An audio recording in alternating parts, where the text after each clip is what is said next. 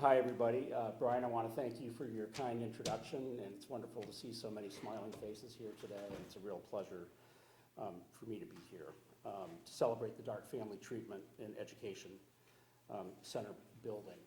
I've worked for the Dart family since 1986. I'm currently president of Dart Container Corporation and vice president of the Dart Foundation. So I have had the privilege and luck of knowing WA and Claire Dart for a long time. WA passed in late 2011, and Claire is still living and living well in Florida.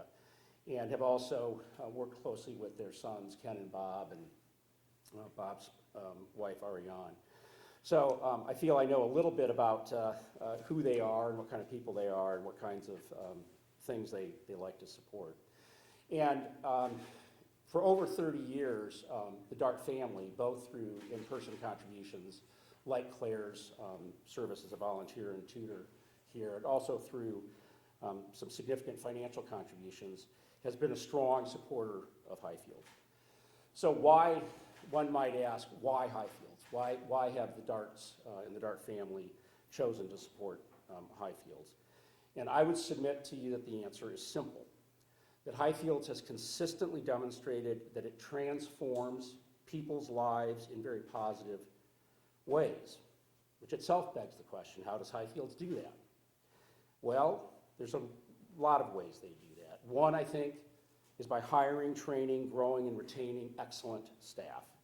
Staff members who are thoughtful, compassionate, bright, and innovative. And I know that some of those staff members are here today, so my hat is off to you and I salute you. Most people I know, when asked the question, and I can't remember who first asked me it, it's one I ask in interviews all the time, is I say to somebody, name some people in your lives who have had a profound and positive impact on your life, who have been in your life at an inflection point in your life and have made a huge impact. I sometimes ask people, I say, it can be a living person, it can be someone who's not living, it can be a fictional character. I don't care, but who is it and why did they have an impact on you? As you might expect, a lot of people mention a family member. A lot of people mention a friend or a colleague. A lot of people mention a teacher.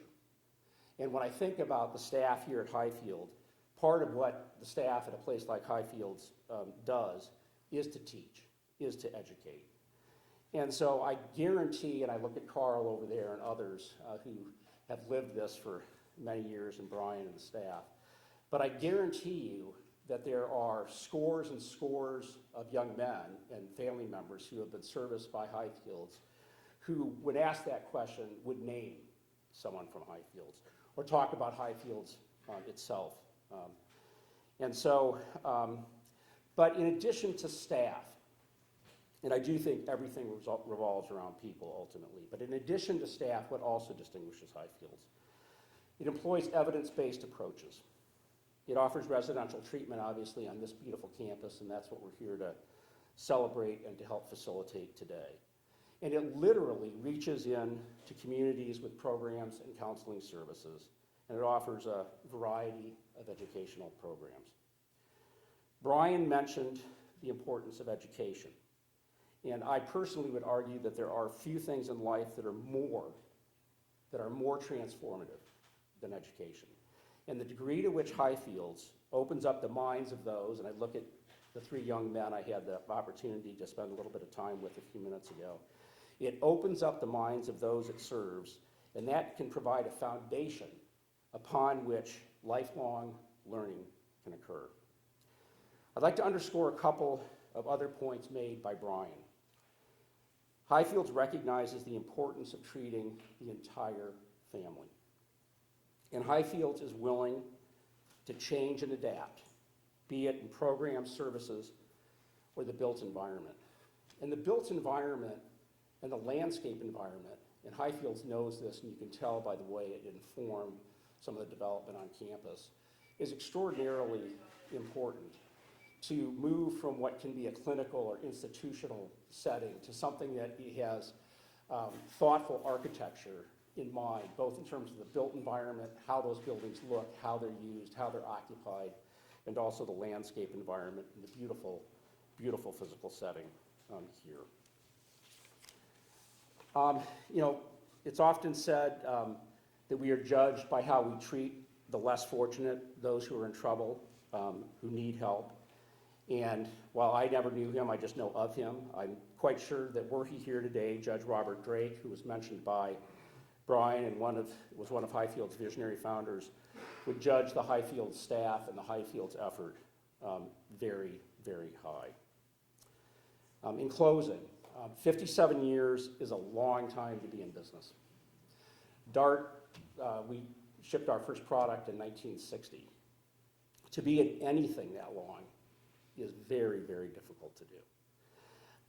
And I'm guessing that Highfield's founders, just like W.A. Dart and his father, W.F., might not have been able to picture Highfields today, or the types of challenges faced by today's family and kids.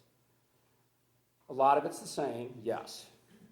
Education, income, family stability, abuse of alcohol and drugs. But other things are different. The rise of social media, an increasing disparity between the haves and have-nots.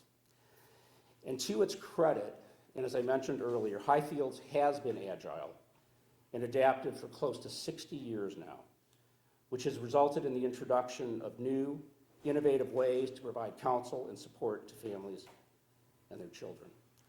And I guess in closing, I've always liked the phrase, think globally and act locally, because I think it applies to many of life's and society's challenges. In the case of Highfields, to me, that means helping one child, one family at a time. And if that's done well, and I would argue that Highfields has done that exceedingly well, it can have a profound multiplier effect.